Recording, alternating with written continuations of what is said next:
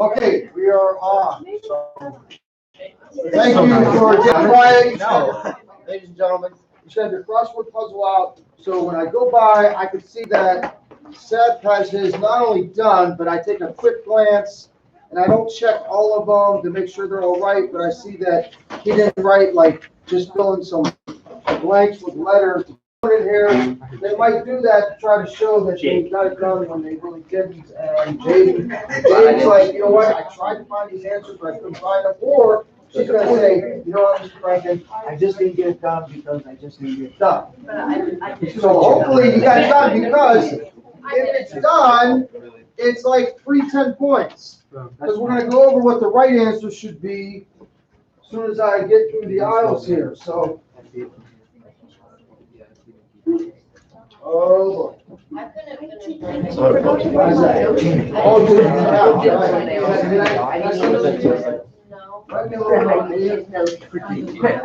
Today you use the computers or you Yeah, dock me. I'll get it down. It's like the black and white.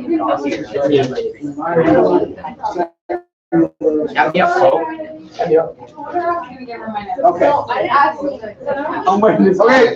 I guess I don't need that on. Here we go. Now remember how this works. If you've had it before, when you answer the question, the reason this is a review session, not just going over a crossword puzzle. The way this works is when you answer the question, there's going to be some follow-up, because we're going to be like, hey, we just don't want to fill in answers. Why is that question on there? I might ask you a follow-up question to see if you know the answer to that as well, so that we take this guide and make sure we understand everything we've done the first 3 weeks of school, pointing towards how did this country come to be? Because remember, our main job is to cover history from after the Civil War to the end, and we're going to get there.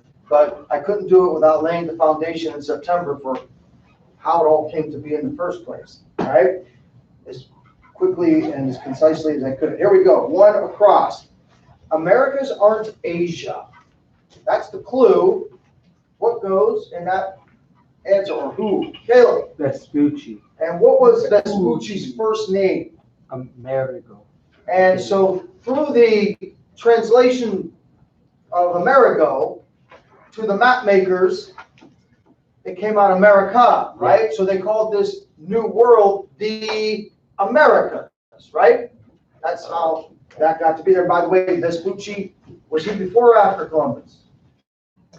After. Obviously after, right? He was like right around 1499, 1500. Number 6 across, Marquis de Blanc. Raise your hand. Bella, what about him? Okay, he's French. His name kind of gives away the Frenchness, but why is he an answer on the study guide for exploration to revolution? Emphasis on revolution in this case.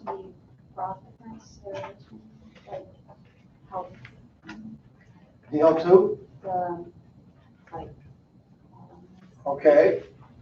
And specifically, George Washington and his leadership, and Marquis de Lafayette, a young French leader, came, and because of his leadership, and really, if you think about it, his willingness to follow Washington and being a French person. Now, this didn't mean, Lafayette didn't mean that all of France was helping us at that time, but he, being French, and his leadership and his expertise went a long way to helping the Patriots win that revolution. Number 7 across, delivered a famous sermon. Mackenzie. Jonathan Edwards, right? And that sermon was called, Mackenzie? And certainly Edwards gave other sermons, right? Right? I'd say. Would you say, Mackenzie, that this sermon was in the 1690s, the 1730s, or the 1770s? Well, I meant 3 different things. Was it in the 1690s, the 1730s, or the 1770s?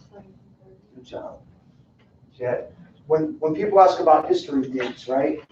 I don't know if we talked about this yesterday, but about the time I was your age, there was this big movement. A lot of people were saying, well, history, all you gotta do is memorize a bunch of dates. And dead people, right?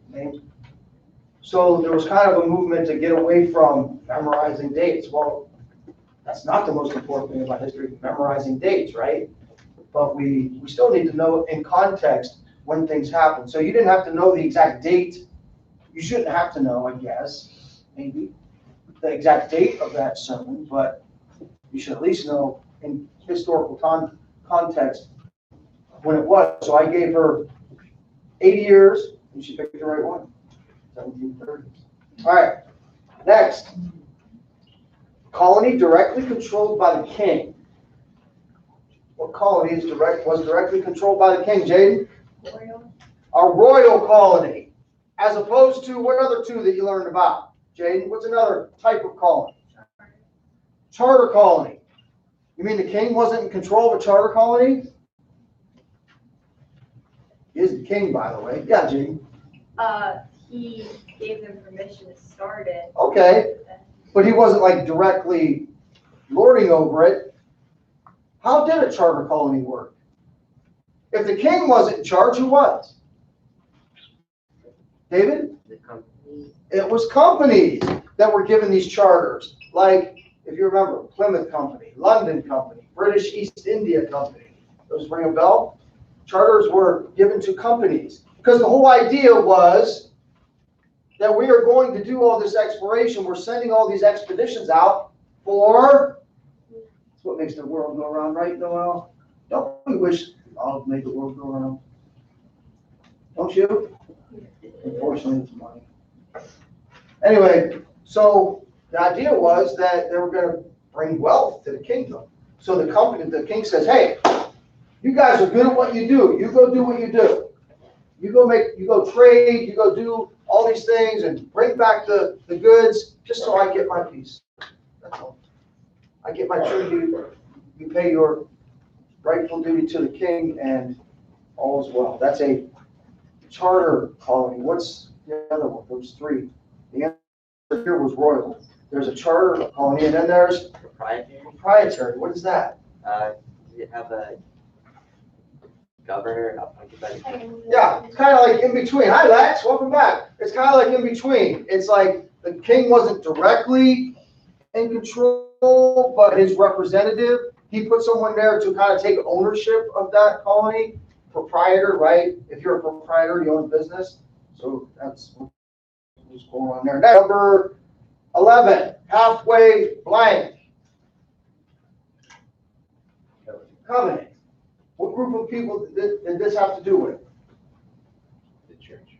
What specific group of people that were part of this kind of specific church movement? Starts with a P. Puritans.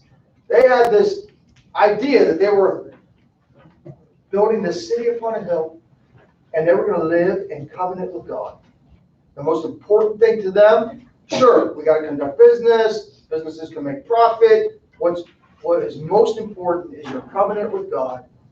You rest, you rely on God's promises, but you do your part. You're going to serve the Lord, love the Lord with all your heart, soul, mind. You'll love your neighbor as yourself. You're going to follow the commandments. And they even went so far to say, you know what? If you're going to be a member of our community, you've got to be a member of the church. And then the hope was that if you're a member of the church and you're sitting in the teaching of the church every week and even your whole life, that you're going to become a born-again believer. That was the hope, right? Now we know we live in a fallen world. Not everybody's going to believe, right? You know that. Your best efforts to try to spread God's word and the gospel, just it isn't going to happen. So that's what happened in Massachusetts with the Puritans. So it's a halfway covenant because what happened? They started, the second generation wasn't as zealous. They started to give in to, okay, so you don't have to really be a born-again believer. You can still be in the church. In fact, you can still have your kids baptized in the church even though you're not a professing believer in the covenant.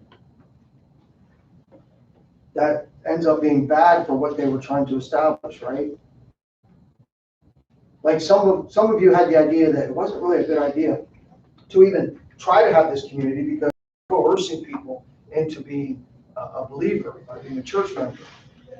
But in terms of what they were trying to establish, that city on a hill, this halfway covenant is going to corrupt the church, corrupt the purity of what they were trying to do. Does that make sense? Because now you're allowing people in there that are just outright saying, we're not really believers, but we can baptize our kids in the church. Because that would have been important to them because of the standing of the church, right? I better not take this much time on all of them, it won't get done. Sorry.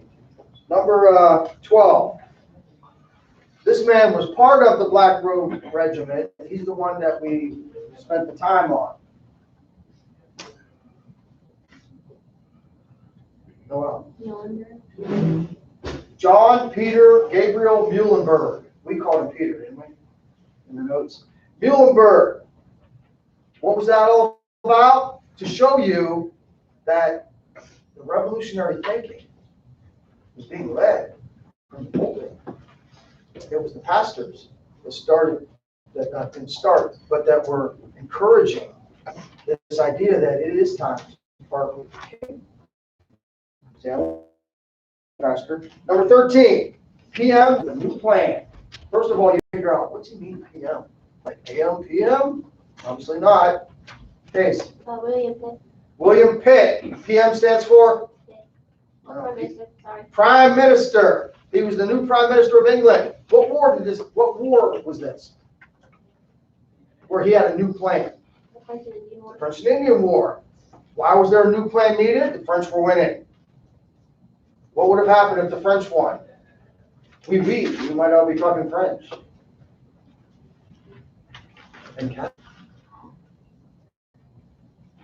All right.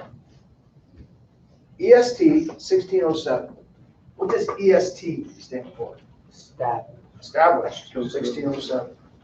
What was established 1607, Em? Jamestown. What's the significance of Jamestown? First permanent English settlement. First permanent English settlement. Was Jamestown, don't get tripped up. You're watching Jeopardy, you're like, yeah.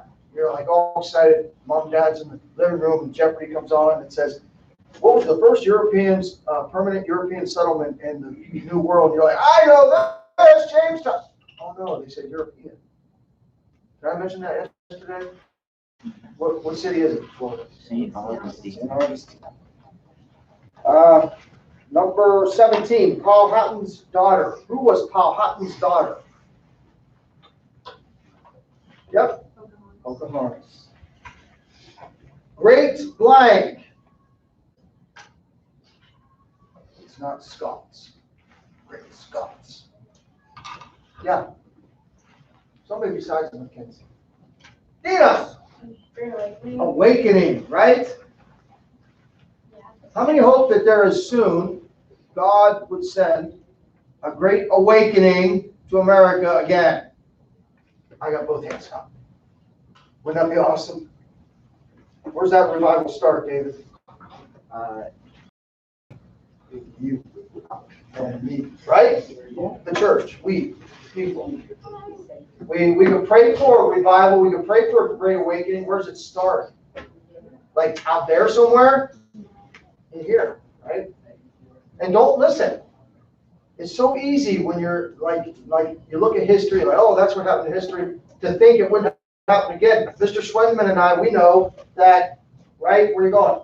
I was looking at Steve Isaac. Is Isaac absent today? Yeah, we know that this isn't stuff that necessarily just happened in history. There could be another great awakening in America, right? Absolutely. It's happening now in a lot of places. There you go. See? Absolutely. Where does it start? Number 21, this system failed as in Jamestown and in Massachusetts. The commune system. Great. The sermon yesterday, or the sermonette, that's a short thing in chapel. Pastor Carpenter kind of tied into what we're talking about all the time here at Heartland in our history classes, that they tried it like, talks like I did, like our generation thought communism was finally dead. Ding dong, which is dead in the 1990s. And they keep bringing it back. Guess what? It never works. It never will work. But they always make it sound so good. In the past, I think in fifth grade, if you remember me ever talking about this, I used to have this thing a long time ago, and the curriculum was set up this way, where they were introducing economics with communism and free market capitalism in America. And I would always start to try to do the compare and contrast. I would always start with communism. And I had to stop doing that because I had to like pull kids back when they were first learning, because they all thought communism was the greatest thing ever. When you start going through, like, okay, this is what life would be under communism. Everybody has a house. Everybody has everything they need. Well, who wouldn't want that? Is there anybody that wouldn't want that? Is there anyone here that would be like against everybody having everything they need to have a good, comfortable life? So if you start selling that and people start buying it, it's hard to bring them back because it sounds so good. And then you start telling them, well, this is what capitalism is, and if you had communism, you wouldn't have it. You can be, so that society can benefit from the skills God gave you. Oh, I never thought of it that way. Because in communism, everybody has what they need because the people that are in charge take from what you have. So say you want to be a veterinarian. You do? Kind of? No. I said I hate No. But your skill, but they've determined your skills in dentistry. You don't want to be a dentist. You want to be because you're really smart, right? You can be a medical person. Well, the government decides you're going to be a dentist. And by the way, they'll also decide how much money you make. And they'll also decide that your house will be the same as his, even though he doesn't nearly as skilled as you. All right, anyway, never works. I'm going faster. The blank tag. To kind of emphasize how brutal it was for those first pioneers that came to this new world, and how incredible or miraculous, you might say, that they survived, a remnant of them, and that more people came. Yes? Starting time? The starving time. Up to 90% of the people died. He wanted a divorce. Why is this in our notes? Who wants?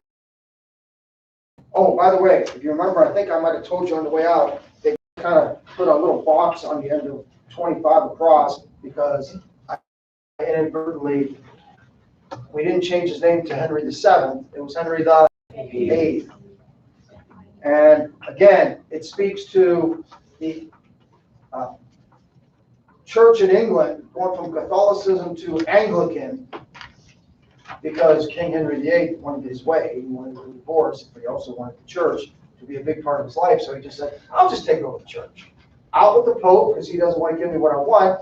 I'll just continue the church as usual, and I'll be the head of it. Spanish conquerors. Yes, Jaden? Conquistadors. Can anybody name two? Can you name two conquistadors? I don't even think we named them this year. We just said who they were. One so fast. Emily? Hernando Cortez. Hernando Cortez. Most famous for conquering the Aztecs of Mexico. Yeah? LaSalle was French. Coronado. The quest for gold. Ever heard that about him? Southwest. Okay. Where are we at? Nickname of British soldiers. The redcoats are coming. House of Burgesses. Significance.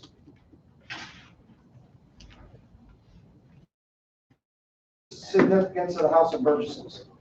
Anybody?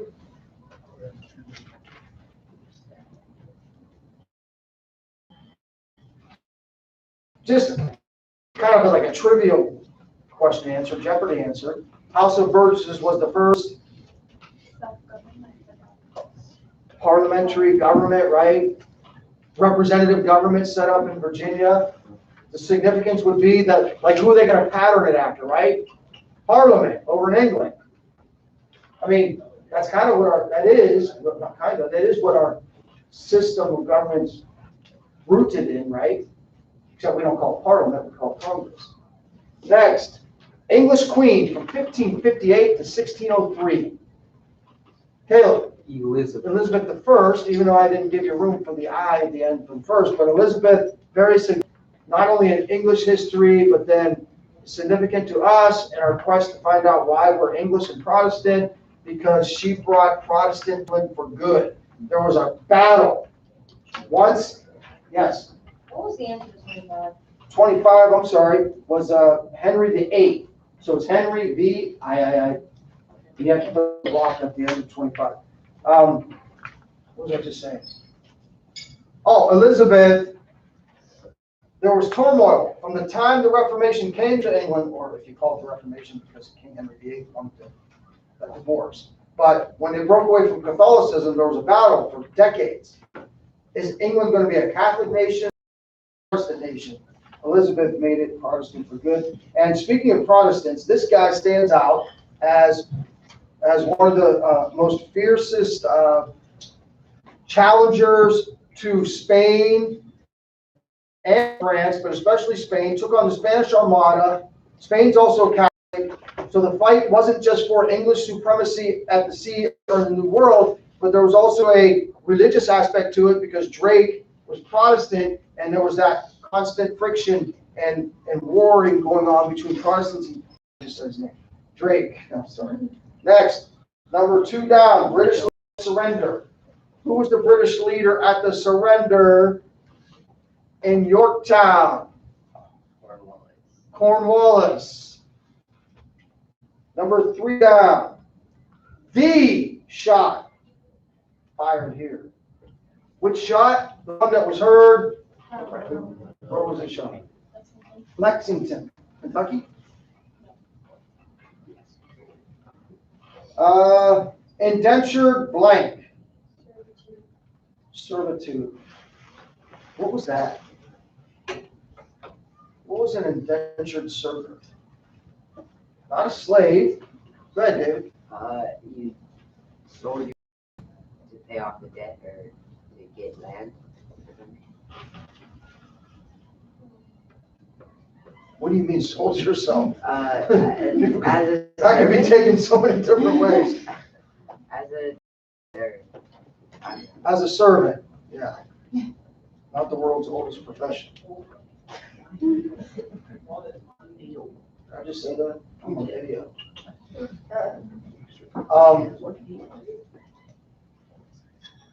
So you sold your servanthood to a family or a business here in the Americas, right? And your payment was you're going to get your freedom. So you kind of work your way through there. Oftentimes you would come here and your family wouldn't come with you until you had gained your freedom, and then you also have economic freedom too. So you're able to establish yourself here in the New World. Who was the Italian traveler to the Orient? The Orient means the East. Marco.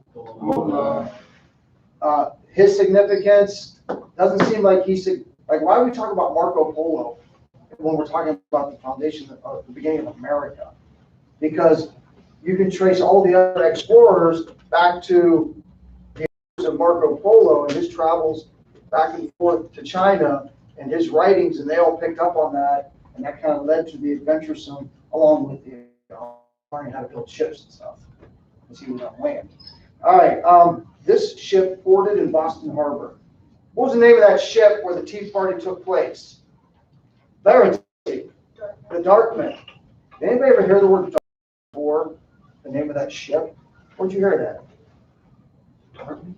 Yeah, it's a college. It's one of those. What's collectively colleges like Yale and Harvard and Dartmouth and Princeton and Cornell, and what are all those colleges called together? Ivy League, very good. By the way, just a little side note, personal opinion. I think the first thing, because of politics in America, I think the first thing that should disqualify anyone as a presidential candidate is if they went to Ivy League school. That sounds weird because they've been called Ivy League because that's been such a standard and a high status for Americans in general. If you go to, where'd you go to law school? Cornell. Where'd you go to whatever? Yale. Like that's always been like a prestige thing, right? I think we've turned the corners on. I think people are waking up to higher education, especially in places like that, isn't what it used to be because everything's become so cool. So Harvard, which started as a seminary, a place to train priests, so did Yale, right? They're far from that. Anyway, churches choose their own leaders. What kind of system is that? Certainly not a Catholic system where you got the Pope and you got your bishops, your cardinals, and then your cardinals appoint bishops, and your bishops appoint priests, and they tell the priests, you're going to that church, and you're going to that parish. And no, this system says the church elders will pick who their pastors are, or the church people will pick who their elders are. Congregationalism. The lost colony of Roanoke. Why is it the lost colony? Because all the people died. How'd they die? We don't know. Spontaneous combustion. No else. Joking. Yeah. But it's a theory, right? Has anyone disproved it? No. Number 15 down, group of separatists. Ben. 15 down. Group of, what's that? Pilgrims. Pilgrims. Remember, the Puritans wanted to purify the church. Pilgrims don't want anything to do with it. Established a city upon a hill. Yeah, Puritans. Treaty of blank. By the way, this treaty applies to both the French and Indian War and the American War of Independence, because both of those wars ended with men getting together and hashing out what are going to be the results of this conflict in a place called, everybody says, Paris. 7 evangelical tours of the East Coast.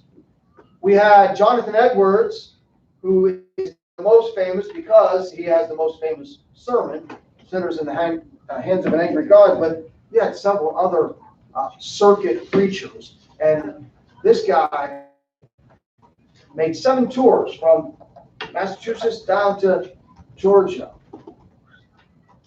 Because Drew knows the devil went down to Georgia, right? His name was George Whitefield. And finally, Washington's Fort Blank. Necessity. Why is that on there? Well, Washington, as a British lieutenant colonel, setting up a post outside of Pittsburgh in French territory, challenging French supremacy. Fourth necessity. After the test tomorrow, starting on Monday, the tough job doesn't get any easier. Here's what I'm going to try to, I haven't all done yet. Here's what I'm going to try to do. Let's try to make it so that Monday, we learn about the 1790s. Tuesday, we learn about the 1800s through the War of 1812. Wednesday, we learn about the 1820s and 30s. Thursday, we learn about the 1840s and 50s. Friday, the Civil War. So then we'll have the first month covering as quickly as best as I can to not ignore it. Then we'll pick up with what we're supposed to be doing this year. So that finally, David will be. I've always heard about this Vietnam War, but I don't really know anything about it. We've never been taught about it in school because nobody ever gets past World War II. Yeah. Yep. Any questions? Tomorrow's the test. Any questions?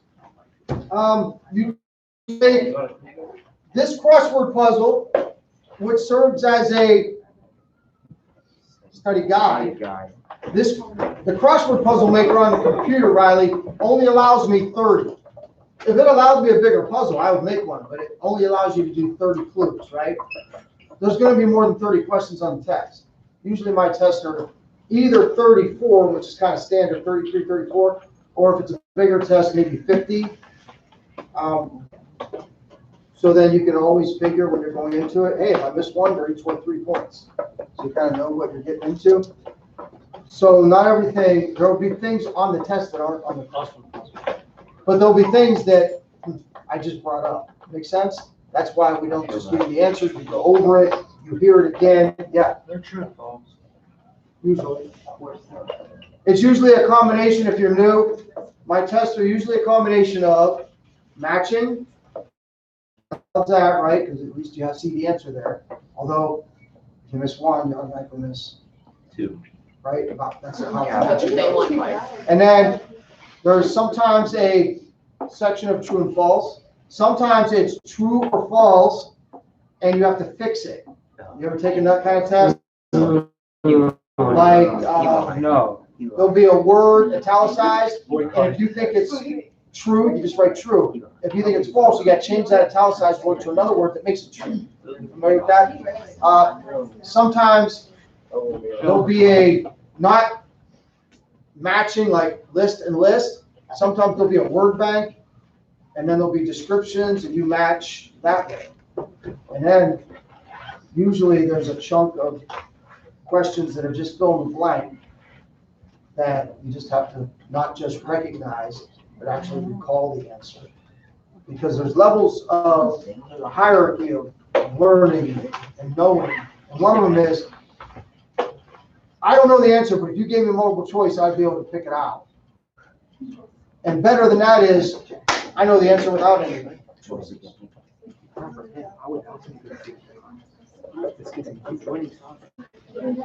Should I say hi to John? No, it's four goals. Score four goals. And Jacobson joined. Yeah, if you score 4 goals, I'll play. But it has to be all of you. You would be hated on. Don't get greedy. But if you score 5, I play. It has to be exactly 4.